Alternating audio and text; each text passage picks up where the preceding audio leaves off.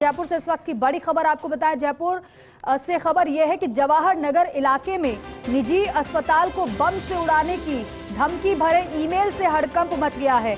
Moni lake hospital को भेजा गया है धमकी का ये ईमेल। डॉग स्क्वाड, बम निरोधक दस्ता और एटीएस की टीम मौके पर पहुंची है। अस्पताल में सर्च कर सुरक्षा एजेंसियां सर्च कर रही हैं कि बड़ी खबर जवाहर नगर इलाके में निजी अस्पताल को बम से उड़ाने की धमकी भरे ईमेल से हड़कंप मचा हुआ है। एक निजी अस्पताल, ईमेल आता है उसके पास कि अस्पताल को बम से उड़ा दिया जाएगा और वहां पर आप सुरक्षा के मद्देनजर जवानों को देख रहे होंगे। मोनी लेक हॉस्पिटल को भेजा गया है ये धमकी का ईमेल। डॉग स्क्वाड, बम निरोधक दस्ता और एटीएस की टीम इस वक्त वहां पर मौके पर पहुंच चुकी है। अस्पताल में सर्च कर रही है, सुरक्षा एजेंसियां पहुंच चुकी हैं। अस्पताल में सर्च किया जा रहा है और साथ ही साथ जांच उसकी भी जो मेल आया है निजी अस्पताल को ईमेल के जरिए। सतरंज शर्मा हमारे सहयोगी हमारे साथ जुड़ रहे हैं। सतरंज, क्या जानकारी मिल रही है इस संबंध में? देखिए, दो अस्पतालों के पास में, निजी अस्पताल है दोनों के पास में बम से उड़ाने की धमकी मिली है। शहर के जवाहर नगर स्थित मोनी लेक अस्पताल और चिपरापत स्थित सीके बिड़ला अस्पताल, दोनों अस्पतालों के अंदर मेल भेजकर अज्ञात बदमाशों ने और दोनों अस्पतालों को बम से उड़ाने की धमकी दी है। इस धमकी के बाद में दोनों ही स्थानों पर एटीएस से कमांडो, बॉम्ब स्क्वाड और डॉग स्क्वाड टीमें पहुंच चुकी है। जयपुर मैं जरा रोक रही हूँ आपको, एक नहीं बल्कि दो अस्पताल में मिल गया है। बिल्कुल, देखिए, दो अस्पताल में ये बम की धमकी दी गई है। पहला अस्पताल है मोनी लेक मार्ग स्थित मोनी लेक अस्पताल और दूसरा हॉस्पिटल है चिपरापत स्थित सीके बिड़ला अस्पताल। दोनों ही अस्पतालों के अंदर मेल से बम से उड़ाने की धमकी दी गई थी। धमकी मिलते ही तुरंत प्रभाव से जयपुर शहर पुलिस और प्रशासन के आला अधिकारी मौके पर पहुंच गए। एटीएस से commando, bomb squad, dog squad टीमें मौके पर पहुंच गई और अब बम खोज करनी शुरू हो गई। हालांकि थ्रेट बताई जा रही है, लेकिन पुलिस किसी भी थ्रेट को भी चुनौती के रूप में ले रही है और पूरे अस्पताल के अंदर टप्पे टप्पे पर तलाशी अभियान चलाया गया है, जिससे कि अगर कोई संदिग्ध वस्तु मिले तो उसको समय रहते नष्ट करवाई जा सके। हालांकि आधा घंटा बीत चुका है, लेकिन अभी तक कहीं भी कोई संदिग्ध जो वस्तु है वो नहीं मिली है। दीपिका जी, सतरन, एक ही समय पर दोनों अस्पताल में ईमेल के जरिए ही मेल जाता है? बिल्कुल, देखिए, एक ही आईपी एड्रेस से और एक ही समय पर दोनों अस्पतालों के अंदर मेल गया है। मेल मिलते ही तुरंत प्रभाव से एटीएस को सूचना दी गई, क्योंकि देश विरोधी घटनाओं की जांच एटीएस से करती, तो ऐसे में एटीएस के कमांडो और बॉम्ब स्क्वाड की टीमें और डॉग स्क्वाड की टीमें मौके पर पहुंची। पूरे अस्पताल, दोनों अस्पतालों के अंदर सघन तलाशी अभियान चलाया गया, लेकिन करीबन 35 मिनट के सघन तलाशी अभियान के बाद भी अभी तक कोई भी संदिग्ध वस्तु या बम अभी तक नहीं मिला है। क्या लिखा गया है सतरन, क्या कुछ पता चल पाया कि ईमेल में क्या लिखा गया है?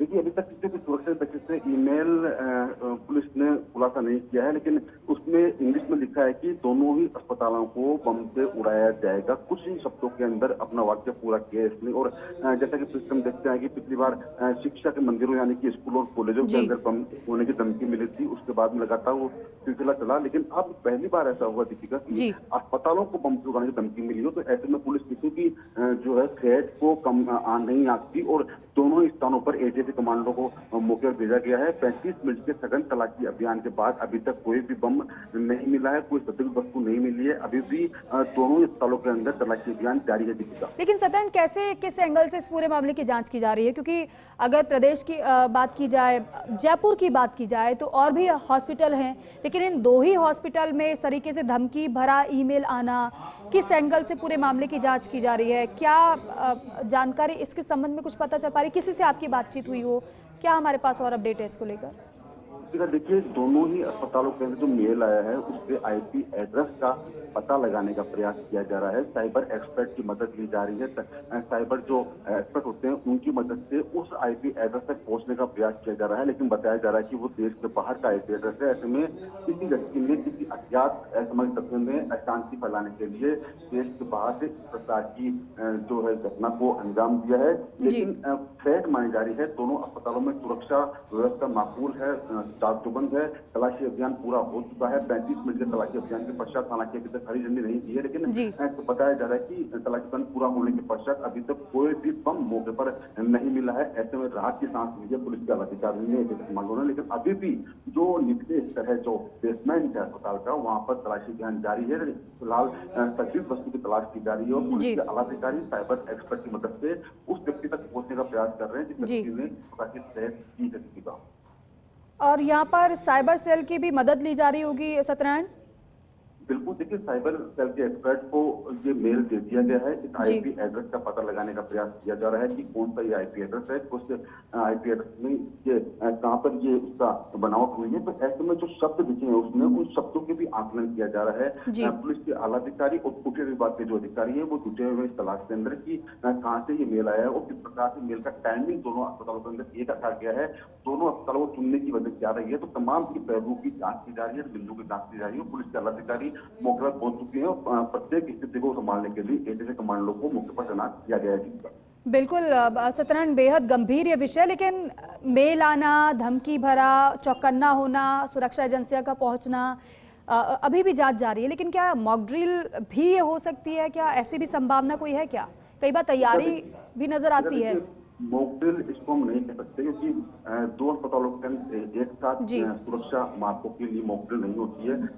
एक अस्पताल के अंदर मान सकते, लेकिन दोनों ही अस्पतालों के अंदर हमारे पुलिस के आला अधिकारी से बात हुई कि मॉक ड्रिल नहीं है, जबकि ये मेल ही आया हुआ है। तो सेट मिली है दोनों अस्पतालों को बम छुपाने की। तो उस सेट को लेकर पुलिस के आला अधिकारियों ने सघन तलाशी अभियान चलाया है। करीबन 38 मिनट का समय हो चुका दीपिका, और 38 मिनट के समय के पश्चात अभी तक दोनों ही अस्पतालों के अंदर किसी प्रकार कोई बम या संदिग्ध वस्तु नहीं मिली है। हर एक चीज पर नजर रखी जा रही है और कोशिश की जा रही है जल्द से जल्द जो कोई वस्तु हो तो उसको नष्ट किया जा सके, समय रहते उसको रोका जा सके। लेकिन फिलहाल राहत की बात है कि अभी तक किसी प्रकार की कोई संदिग्ध वस्तु पुलिस के हाथ नहीं लगी है। पुलिस जिस प्रकार से मेल आया है उस मेल के आईपी एड्रेस तक पहुंचने का प्रयास कर रही है। बिल्कुल सत्यनारायण, यही हम आपसे समझना चाह रहे थे कि कहीं ऐसा तो मॉक ड्रिल हो, लेकिन आप क्लियर ये बता रहे हैं कि मॉक ड्रिल ये नहीं हो सकती क्योंकि पहले धमकी भरा ईमेल आता है, उसके बाद यहाँ पर चौकन्ना सभी होते हैं। आधे घंटे से ज्यादा का समय हो गया है लेकिन बम अभी तक नहीं मिला है।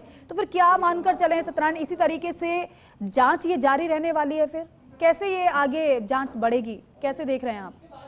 देखिए ये 3 स्तर की जांच होती है दीपिका। पहला स्तर की जांच पूरी हो चुकी है जिसके अंदर एटीएस ने जांच की है। अब पुलिस जांच करी और उसके बाद में निजी जो प्राइवेट एजेंसी है अस्पताल की सुरक्षा व्यवस्था संभालती है वो जांच करेगी। तो 3 स्तर की जांच होने के पश्चात हरी झंडी दी जाती है कि हाँ अस्पताल के अंदर किसी प्रकार कोई संदिग्ध वस्तु नहीं है, अस्पताल बिल्कुल सेफ है। उसके बाद के अंदर जो दैनिक जीवन है वो शुरू होता है। लेकिन अभी तक पहले स्तर की जांच पूरी हो चुकी है, पूरी जांच कर चुकी है जिसके अंदर कोई बम या संदिग्ध वस्तु नहीं मिली है। अब जयपुर पुलिस की जांच कर रही है। जयपुर पुलिस के अधिकारी मौके पर पहुंच चुके हैं। जयपुर पुलिस की जो डॉग स्क्वाड टीम है वो मौके पर पहुंच चुकी है। तो डॉग स्क्वाड टीम लगातार हर कमरे में जाकर ये बम तलाशने का प्रयास कर रही है, संदिग्ध वस्तु तलाशने का प्रयास कर रही है। और इसमें भी करीबन 40 मिनट लगेंगे दीपिका। 40 मिनट पश्चात जयपुर पुलिस का एजेंडा देगी कि हाँ यहाँ पर कोई संदिग्ध वस्तु नहीं है। बिल्कुल सत्यनारायण, कम से कम मेल में क्या लिखा गया है वो पता चल पाता तो एक ये भी आइडिया होता कि क्या किस मंशा के साथ ये धमकी दी गई है।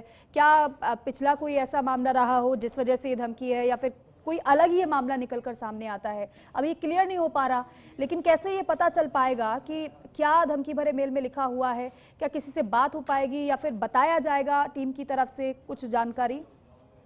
देखिए धमकी भरा जो मेल है उस मेल के अंदर क्या लिखा है, ये 3 स्तर की जो सुरक्षा व्यवस्था है, 3 स्तर की सुरक्षा होने के पश्चात पुलिस ये खुलासा करती है कि उसके अंदर कितने वाक्य लिखे हुए हैं, शब्दों का अर्थ क्या है और जो लैंग्वेज लिखी है वो इंग्लिश में या उर्दू में है। हालांकि जो बताया गया है कि ये लैंग्वेज इंग्लिश में लिखी है और ये लिखा है कि दोनों ही अस्पतालों को बम से उड़ाया जाएगा। सेम टाइम पे ये मेल आया है, सेम आईपी एड्रेस से मेल भेजा गया है। दोनों अस्पतालों के अंदर एक ही समय पर यह मेल प्राप्त हुआ और मेल प्राप्त होते ही दोनों स्थलों पर सुरक्षा जब अपने समय रहते पहुंच गई है। एक चरण का जो सुरक्षा मापक जांच होती है वो पूरी हो चुकी है। दूसरे चरण की सुरक्षा शुरू हो जाएगी। उसके बाद में निजी एजेंसियां सुरक्षा जांच करेगी। हालांकि पुलिस अधिकारी का मानना है कि ओनली थ्रेट है, घबराने की आवश्यकता नहीं है, किसी प्रकार की अशांति फैलाने की जरूरत नहीं है। ये केवल अफवाह है, अफवाहों पर ध्यान नहीं दें। हालांकि सुरक्षा के लिए अस्पताल में सुरक्षा अभियान चलाया गया है, तलाशी अभियान चलाया गया है। डॉग टीमें और बम स्क्वाड में अपने प्रयास कर रही है, कोशिश कर रही है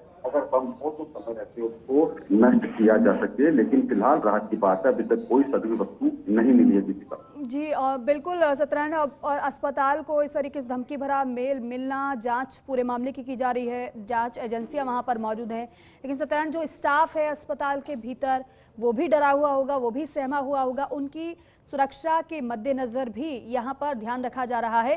सत्यनारायण आप बने रहिए हमारे साथ, जरा ये कुछ तस्वीरें जो आप देख रहे हैं ये इस वक्त अभी किस तरीके से जांच एजेंसियां अस्पताल पहुंची हैं, जांच की जा रही है, चेक किया जा रहा है, और जिसका जिक्र सत्यनारायण भी कर रहे थे कि जो धमकी भरा मेल मिला है उसमें जो बातें लिखी हैं दरअसल वो उर्दू में लिखी है, तो उसे फिर डिकोड किया जाएगा, तब जाकर कुछ और इस पूरे मामले में पता चल पाएगा। लेकिन साइबर सेल की भी मदद इस पूरे मामले में ली जा रही है।